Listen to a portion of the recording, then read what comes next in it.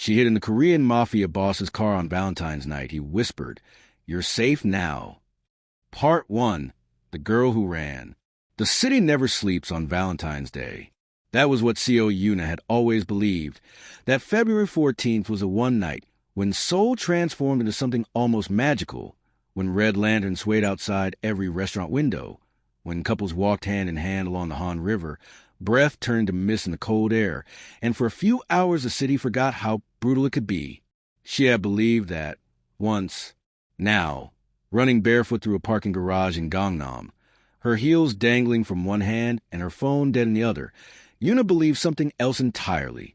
She believed that Valentine's Day was the universe's cruelest joke, a night designed specifically to remind you that you were completely, utterly alone, and that the person who was supposed to love you had, instead, been stealing from you for 11 months. Her breath came in sharp bursts. The parking garage smelled of gasoline and cold concrete. Somewhere behind her, she could hear the echo of footsteps, or maybe that was just her own panic making ghosts out of shadows. She couldn't be sure anymore. Everything had unraveled so quickly.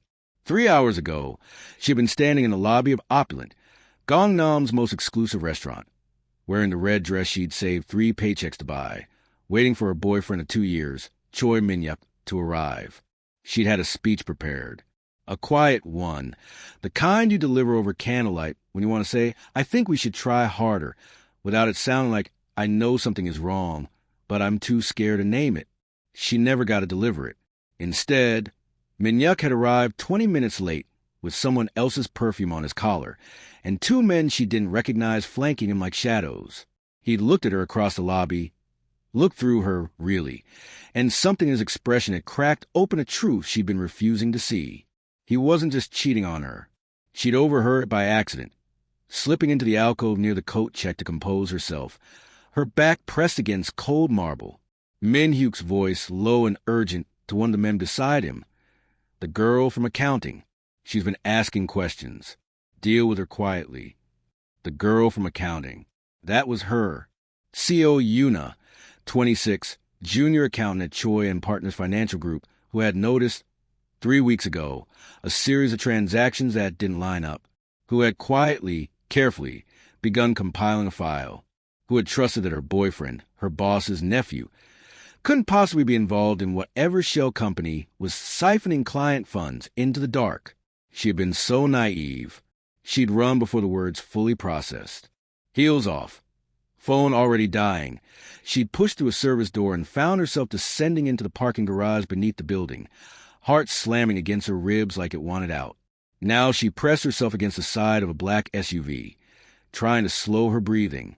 The garage was dim, lit by harsh fluorescent strips that flickered in that ominous way they only do in movies and real disasters. She could hear voices somewhere above her, men's voices, professional and unhurried, which was somehow worse than if they'd been shouting. Unhurried meant they weren't worried about losing her. Unhurried meant they knew she had nowhere to go. Her dead phone was useless. Her shoes would slow her down. She had 40,001 in her purse and no idea how far she'd get in a red dress on Valentine's night before someone noticed she was running from something. The footsteps on the ramp grew louder. Yuna pressed closer to the SUV, and then she noticed it. The door, not the driver's door, but the rear passenger door, slightly ajar. Just a centimeter, maybe 2, but in the dim light, she could see the interior light had not triggered, which meant the door sensor was malfunctioning, or the car was old enough not to have one, or she was out of time to think about it. She pulled the door open, slid inside, and eased it shut behind her. The car was dark. It smelled of cedar and something colder, leather, maybe, or winter air that had been trapped for hours. The seats were black and deep, and the windows were tinted so dark that the fluorescent lights outside barely reached her. She curled herself into the footwell behind the driver's seat, making herself as small as possible, and pressed her face against her knees. She heard the men pass. She heard them speak. 2 words she caught clearly, stairwell and camera, and then their footsteps faded and the garage settled back into its diesel-scented silence. Yuna stayed in the footwell for a long time, shaking. Part 2. The Man Who Returned. Kang Jae-soo did not celebrate Valentine's Day. He had not celebrated it in 34 years of living, and he saw no reason to begin now. The holiday struck him as an exercise in manufactured sentiment, useful for florists and restaurateurs and greeting card companies, but not for men like him, whose relationships with other people were built on precision and mutual benefit rather than on anything as unreliable as feeling. He told himself this every year. He almost believed it. He had spent his Valentine's evening in a private room on the 42nd floor of a building that officially housed a wealth management firm and unofficially served as the primary meeting space for the heads of three of Seoul's most significant criminal organizations. The conversation had been civil. The negotiation had been productive. The wine had been excellent. Now it was nearly midnight, and he was descending into the parking garage in the elevator alone, his tie loosened by exactly 1 centimeter, reviewing the night's outcomes with the quiet satisfaction of a man who had gotten precisely what he came for. His head of security, Park Dong-won, had gone ahead to sweep the garage, a routine precaution that Jisoo had long since stopped finding excessive. You didn't lead an organization like his by trusting that parking garages were safe. You sent someone ahead. You arrived when the path was clear. His phone buzzed. Dong-won. Clear. Cars ready. Jisoo stepped out of the elevator. The garage was cold and smelled of exhaust. His car, a black Genesis G90 that he'd chosen specifically because it looked like exactly the kind of car a wealthy but unremarkable executive would drive, sat in its reserved space, engine off, waiting. He walked to it, opened the driver's door, and paused. He had excellent instincts. It was one of the things that had kept him alive and functional in an industry where both were difficult to guarantee. And right now, his instincts were telling him, quietly but firmly, that something in the car was different from how he'd left it. He didn't reach for the weapon at his hip. Not yet. He simply stood for a moment, the door open, and listened.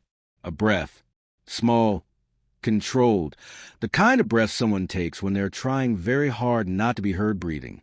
From the back footwell, Jisoo closed the driver's door. Without getting in, he walked around the car. He stood for a moment at the rear passenger door, then opened it. The interior light, which he'd had disabled years ago, for reasons that had nothing to do with hiding stowaways, did not illuminate, but there was enough ambient light filtering through the tinted glass for him to see the shape curled in his footwell. Small, red fabric, dark hair, bare feet, a woman. She looked up at him, and her eyes were enormous, dark brown and absolutely terrified, and she had clearly been crying recently, though she wasn't crying now, which suggested she had either run out of tears or forced herself to stop, and for some reason that detail registered with him more clearly than anything else. "Don't scream," he said very quietly. "I wasn't going to," she said, which surprised him.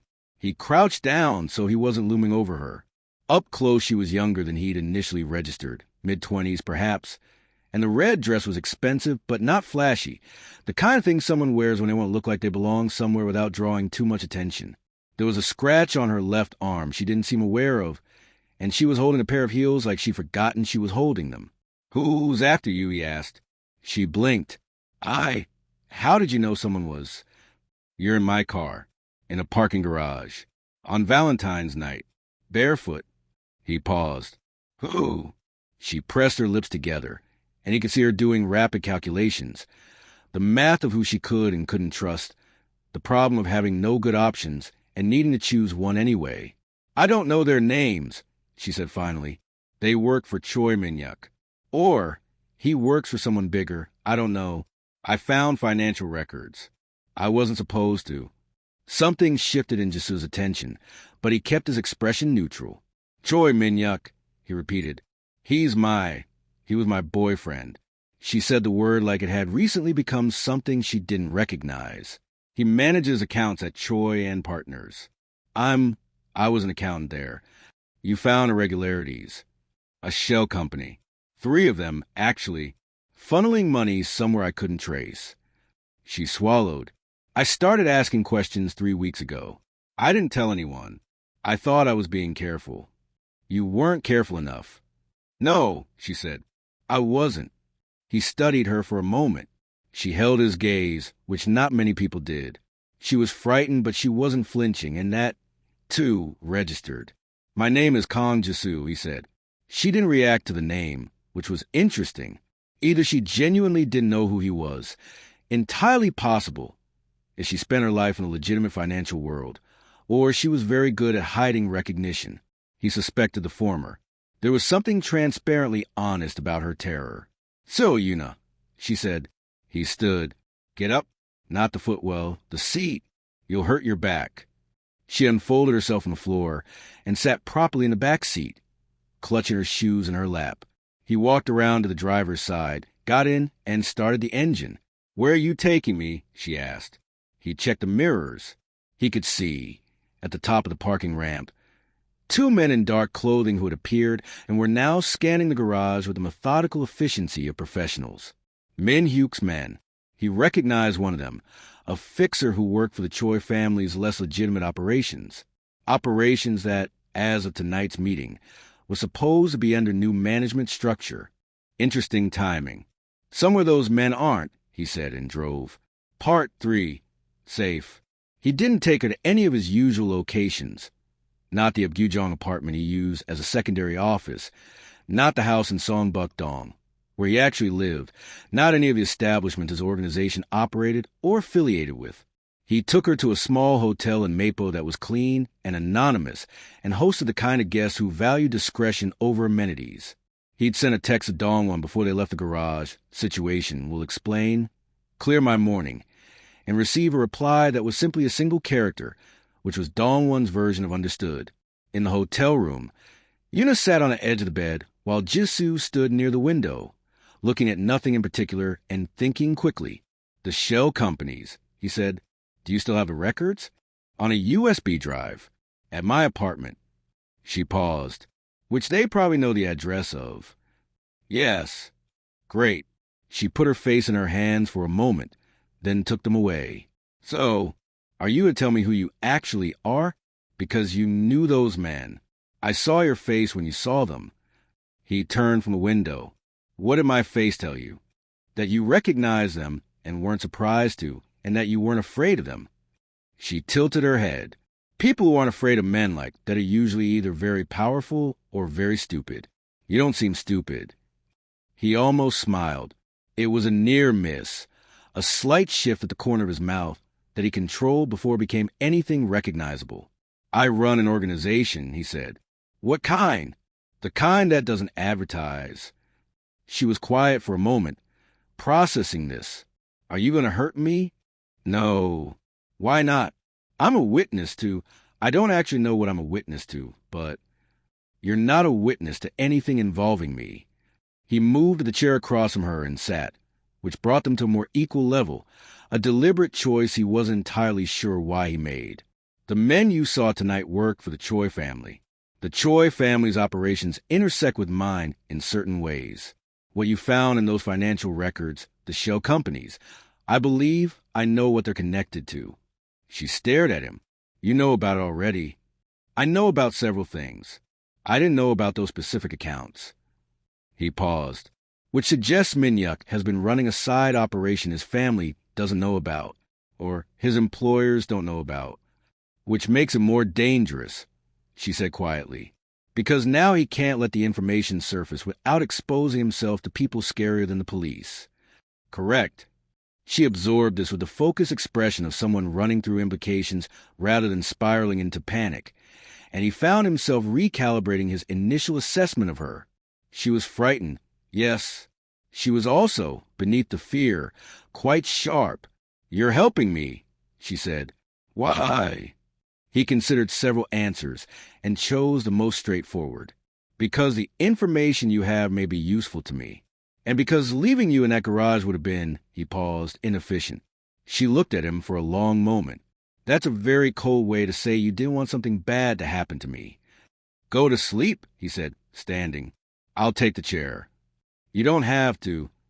"I'm not leaving you alone in a hotel room you don't know is secure. Go to sleep, Seo Yuna." She looked like she wanted to argue.